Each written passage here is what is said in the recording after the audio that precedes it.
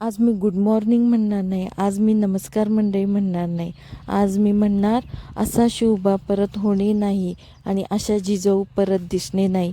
कारण की आज आहे शिवजयंती आणि हे वाक्य वापरून मी शिवजयंतीनिमित्त छत्रपती शिवाजी महाराजांना वंदन या वाक्याने वंदन करून आजच्या दिवसाची सुरुवात करत आहे. आता तुम्ही म्हणाल हे सगळं सांगत ही कुठे निघाली? तर मी निघाले एका लॉंग ड्राईव्हला, म्हणजेच माझ्या माहेरी.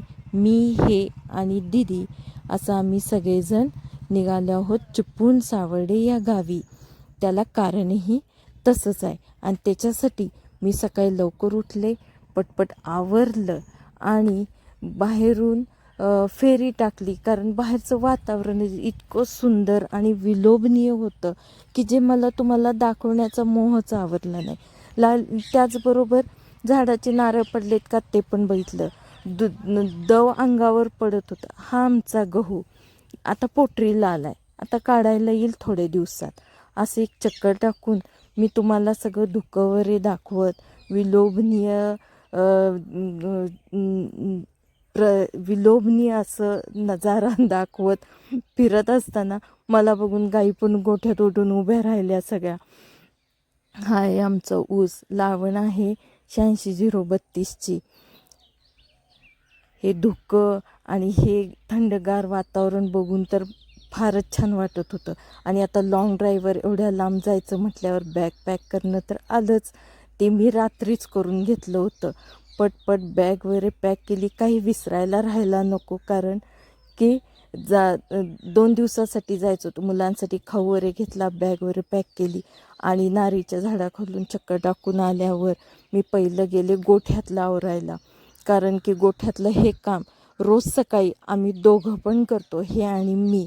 वैरण काढणे, उसाला पाणी पाजणे, गव्हाला पाणी पाजणे, हे काम तर गडी करतच असतो.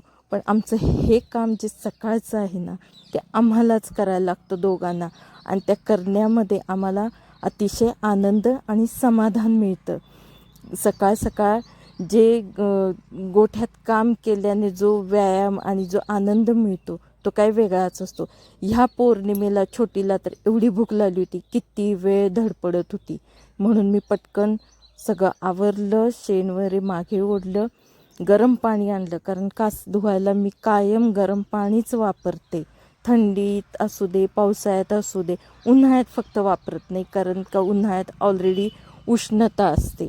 त्यामुळे मी गरम पाणी आणलं, तिला दूध पाजलं. आम्ही पौर्णिमेला निम्मं दूध, पौर्णिमेलाच काय कुठलंही वासरू असू दे, आम्ही निम्मं दूध वासराला पाजतो आणि निम्मं घरात घेतो. ती गाय किती पण दूध देऊ दे, कमी देऊ दे, जास्त देऊ दे, आम्ही दूध निम्मंच घेतो, निम्मं वासराला पाजतो. ती जन्मली तेव्हा एकदम छोटी होती. तेव्हा जेव्हा दूध एकदम चीक या अवस्थेत, कच्चं अवस्थेत होतं, तेव्हा तर तिला 2.5-2पेक्षा जास्त दूध आम्ही पाजत होतो. हे सगळं आवरलं. त्यानंतर पटपट देवपूजा केली. देवपूजा केल्यावर ह्या मॅडमच्या डोळ्यातनं आलं पाणी. का तर आम्ही निघालो म्हणून गडबडीनं. तिला पण न्यायचंच होतं, पण ती प्रेग्नेंट असल्यामुळे डॉक्टर नाही म्हटले नका नेऊ. तर त्यामुळे तिला घरीच ठेवलं आणि तिची खाण्यापिण्याची व्यवस्था वगैरे सगळी लावूनच आम्ही बाहेर पडलो. ह्या आंबा घाटातनं, नागमोडी वळणातनं जाताना खूप छान वाटत होतं. वातावरण पण छान होतं.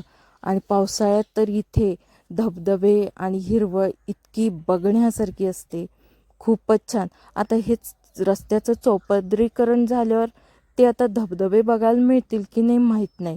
पण हे चौपदरीकरण झाल्यामुळे आमच्या ह्यांनी तर गाडी पळवायचं काय मागे पडले नाहीत. गाडी म्हणजे एकदमच पळवत होते. असं करत करत आम्ही शेवटी पोचलो 4 तासाच्या प्रवासानंतर आमच्या गावी, सावर्डे या ठिकाणी.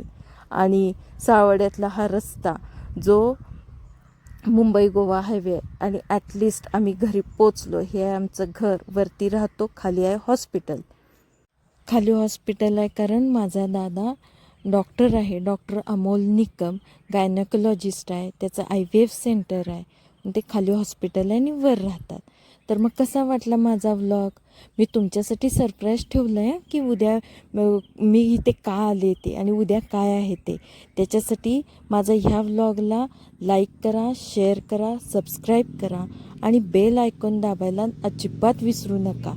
Good bye.